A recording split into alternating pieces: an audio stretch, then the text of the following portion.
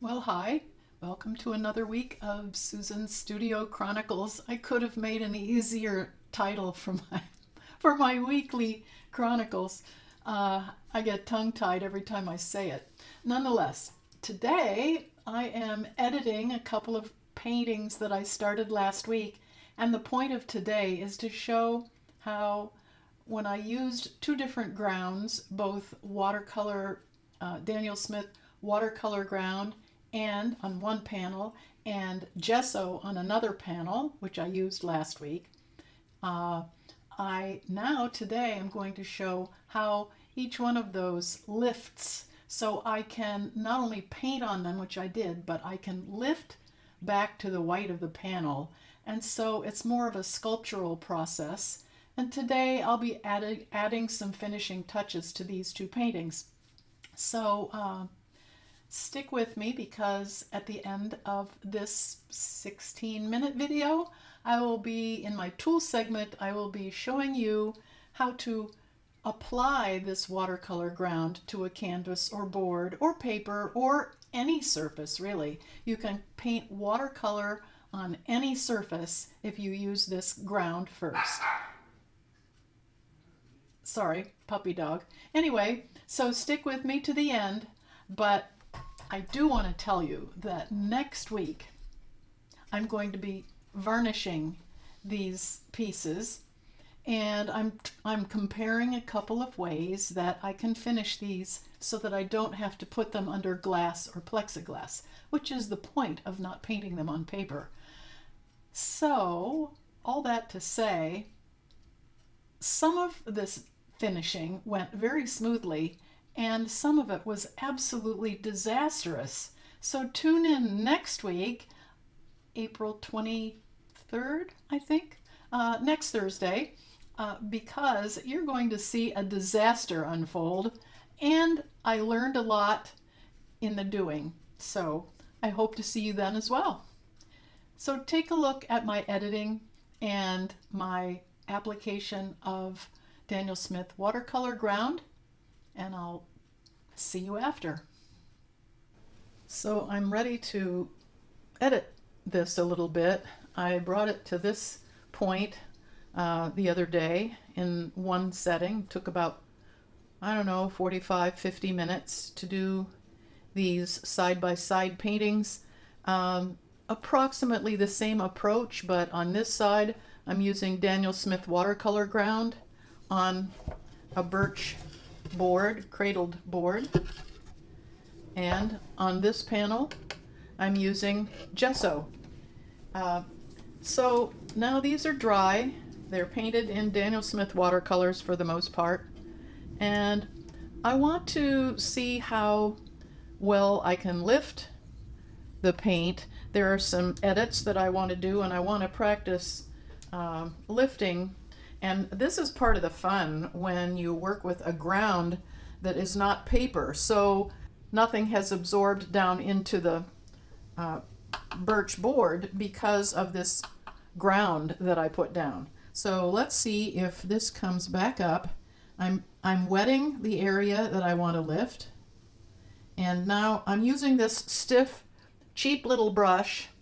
It's a Royal and Langnickel size 6 brush. It's just a synthetic brush, and it's stiff. So I'm going to be pushing the paint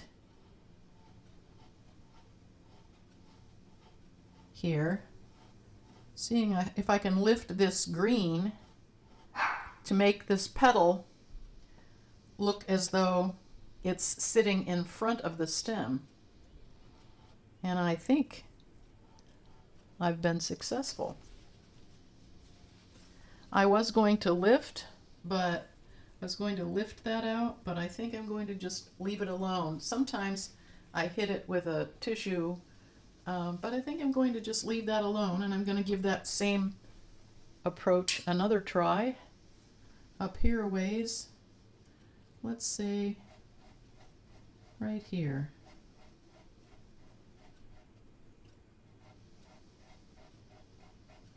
I'm pretty impressed. I'll lift this one. I can go back in if I want to and add some color. I left this stem intentionally a little wonky so that I could do this testing to see if I could lift. And I'm very pleased at how this lifts. I'll bring this up to the camera to get a close-up here. So that's pretty impressive. I'm pretty happy with that. I lift it here. It's not perfect, but it kind of looks to me like the thin, light part of this petal is a little bit transparent. I don't have a problem with leaving a little bit of green there. And I can't even tell where I lifted before, up farther here. I think it was right here. And yeah, I'm very happy with that. I think I'll try lifting something green just to prove to myself once and for all that this is working. Let's see. Where shall I lift? Okay. Maybe I'll lift here. I'm just scrubbing just ever so lightly because I don't want to get all the way down to the white. I just want to lift that darker green off. And that's done. Wow.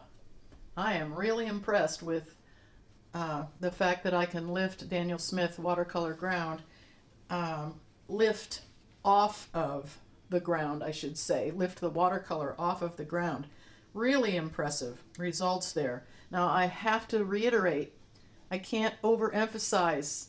It's important when you put this product down. Let me show you what it looks like. When you apply watercolor ground, and I think this is the case for all the different brands, you must leave it for 24 to 72 hours to cure before painting on it. And that's because if you don't, it reconstitutes. It acts a little bit like China white watercolor or gouache. It reconstitutes with water when you go to paint on it, and the opacity of the white comes up through your watercolor as you're painting. So you don't want opacity in watercolor unless you really want opacity, and that's a whole different subject. But in this case, you don't want your ground to come up into your watercolor while you're painting. So I'm very pleased with this. I let this dry 24 hours. I kind of pushed the time a little bit because I don't have patience, quite honestly, and I had a video to do. But okay, so I'm happy with this. Now I'm going to go over here to the gesso, and this is the gessoed support, and I'm going to see how this lifts, how successfully this lifts. So let's see, where do I want to lift? Let's try, let me try, oh my, that's remarkable. The gesso lifts even more easily than the Daniel Smith. Not that that was any problem, but I barely have to touch this, and sure enough, it just lifts right off. Oh my gosh, that's quite remarkable. Yeah. Yes, yes. Okay, let's lift one here. I'm really able to push the color around here, and I can redistribute it. It's kind of interesting because I can move the color, but I don't have to lift it. I can just kind of, I've got color left on my brush, so I can redistribute it. If I'm not careful, I take off too much and I have to tap, tap, tap to put it back down again. But that's okay. I mean, I can go back in with paint and repaint too. I can grab some paint with my brush.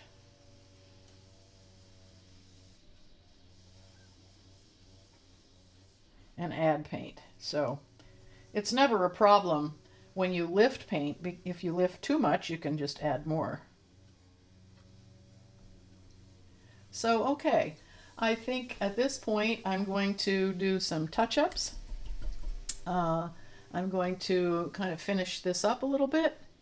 I don't want to get too heavy-handed because I really like the looseness of this approach, this style, if you will. Part of the thing that I like about it is that it's loose and gestural. It's hardly realism. I may just add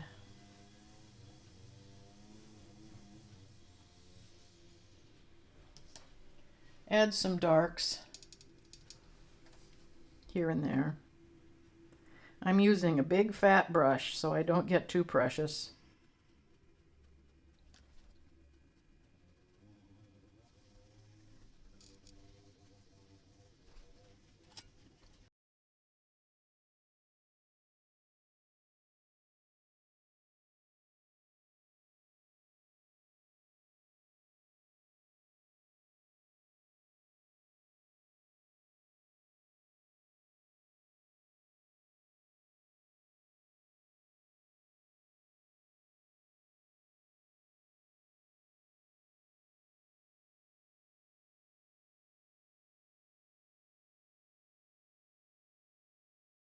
I love working with this brush. This is a sword brush.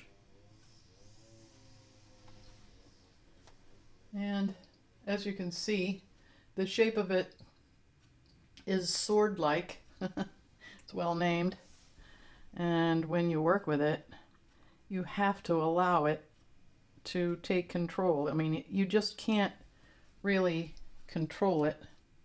Kind of goes where it wants to go, which is part of the fun. You know, watercolor wants to do what watercolor wants to do, and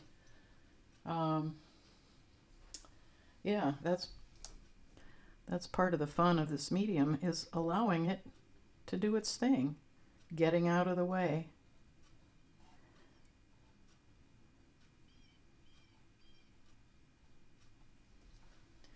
Okay, so these darks differentiate the two. I may put in a few more marks over here. Getting some of that mix of the green and the coral color, just to add a little variety.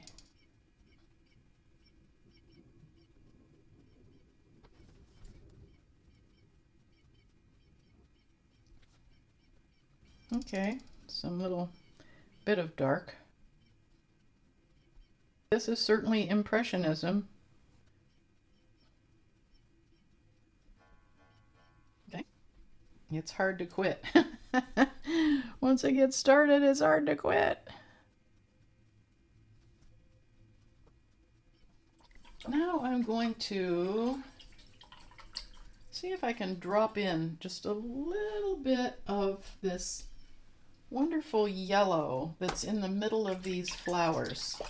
One of the things that I'm just crazy about with this particular flower is that it has this little yellow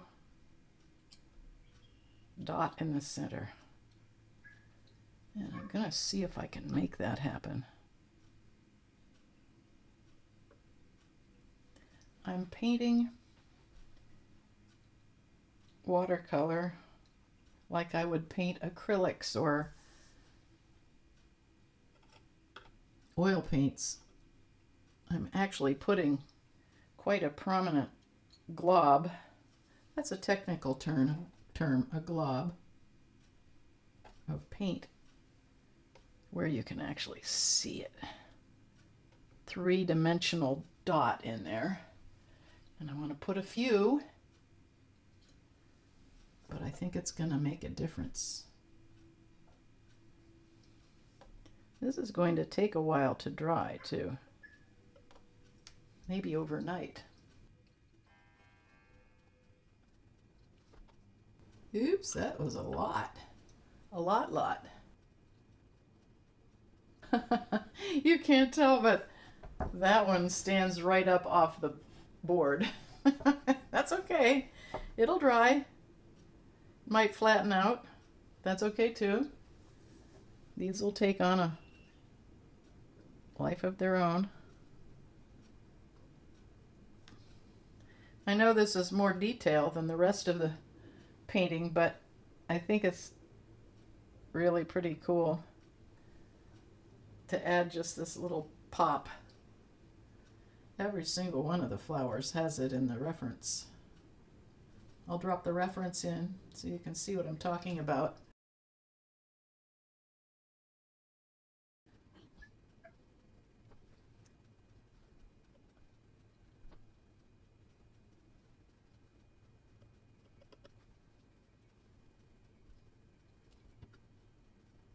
Yes, it's making quite a difference, in my opinion.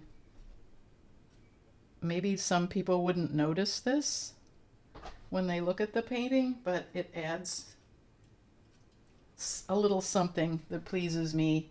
That was pretty easy. I'm really impressed with how easily these paints lift off of the ground, compared to paper especially. So that makes this approach pretty forgiving.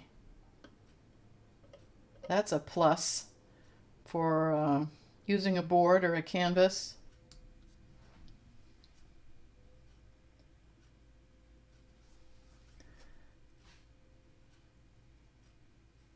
Just a little here and there.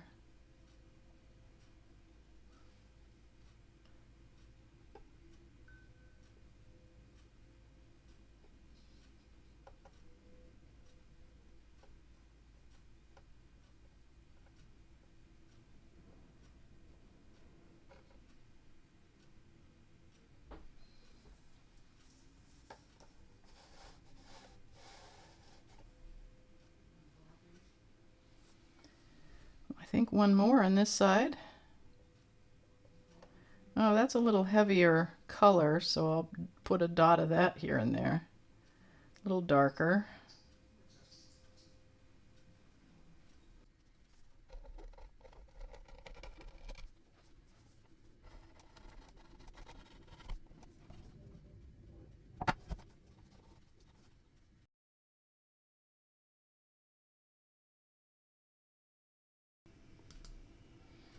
In my tools segment today, I wanted to show how I apply Daniel Smith's watercolor ground.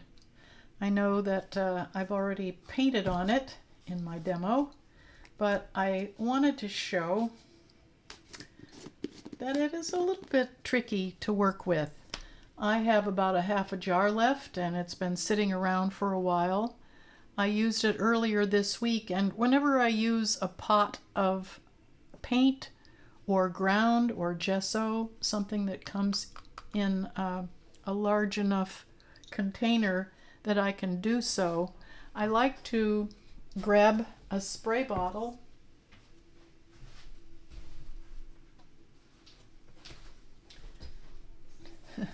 just before I close it up when I'm finished using it, and I like to squirt a mist into it, kind of give it a little bit of moisture, because paints and grounds and mediums do dry up. Air leaks in around the lid, and I don't know, sometimes I feel like the plastic allows a little bit of air. It may be a little porous, whatever. But this ground is the consistency of I'm thinking maybe spackle would be a good way to describe it. It's a little bit thicker than cream. I would say it's more like room temperature butter, if you want to get real technical. And when I apply it to my support, I apply it with a wet brush. So I've wet my brush.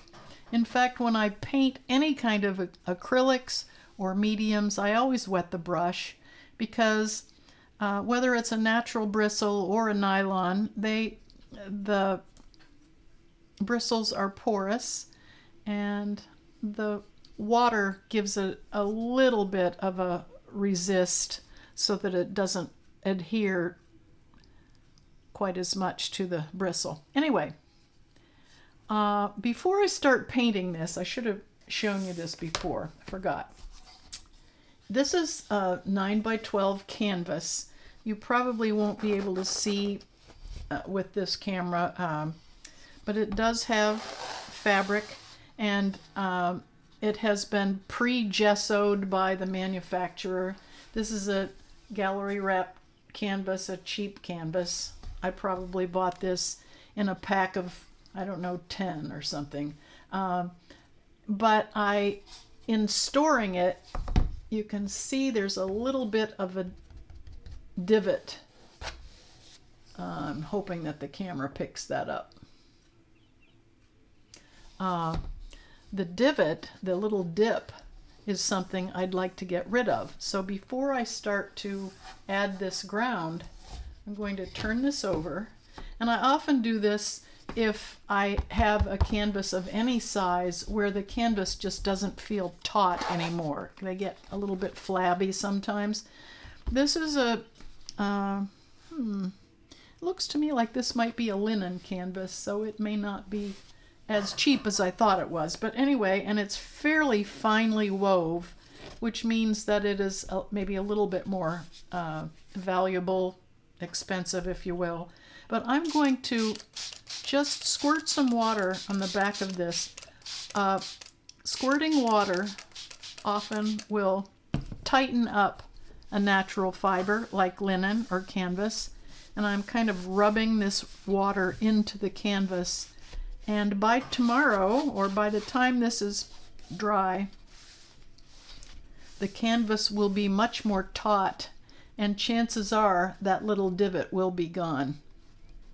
So we'll see. It's already relaxing, I can feel it.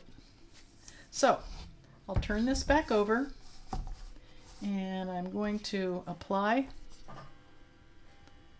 some Daniel Smith watercolor ground to this.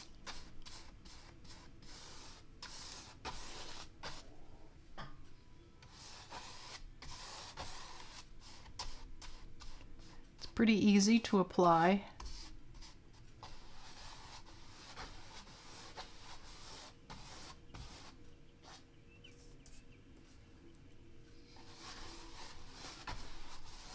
If it gets thick, I add water with my little squirt bottle.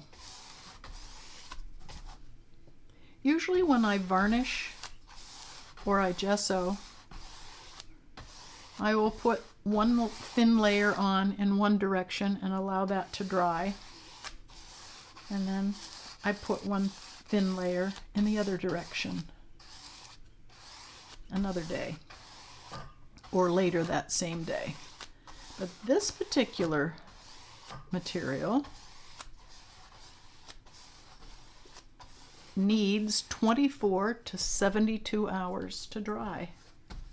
And if you're like I am, I really like instant gratification.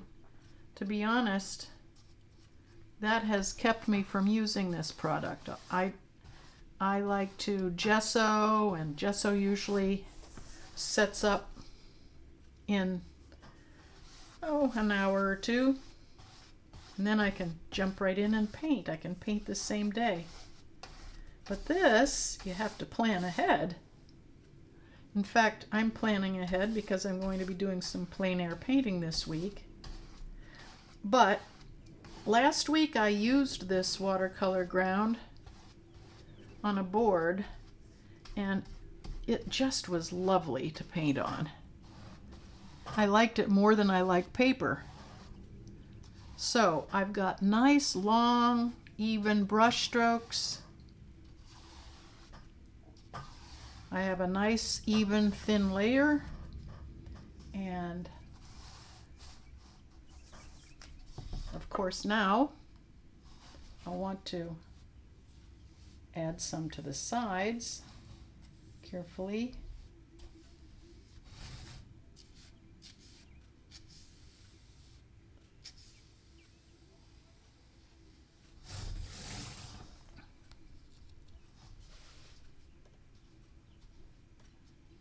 When I paint on canvas, I like my painting to wrap around the edges. Even if I use a floater frame, which exposes the viewer to the edge of the painting, I still like to paint around the edge. Lots of times I don't even frame if I have a gallery wrapped canvas, that's called. Gallery wrapped canvas means that the canvas has been wrapped the whole way around the support and it's stapled on the back like this one.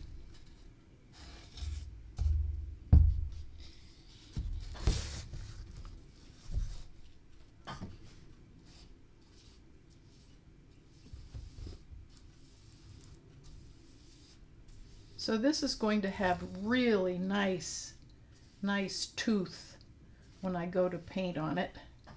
And the thing that's really fabulous about this watercolor ground is, as evidenced by my demonstration earlier today, once it's dry, 24 to 72 hours later, when I paint watercolor on it, I can lift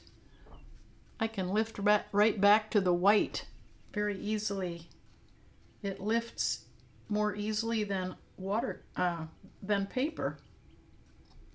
So there you have it. You have watched me paint a white canvas with Daniel Smith watercolor ground. Thank you for joining me today. Don't forget, next week I will be showing you a fail as well as a couple of successes. So I hope to see you then, and if you haven't subscribed, please do so that you don't miss any of these tutorials.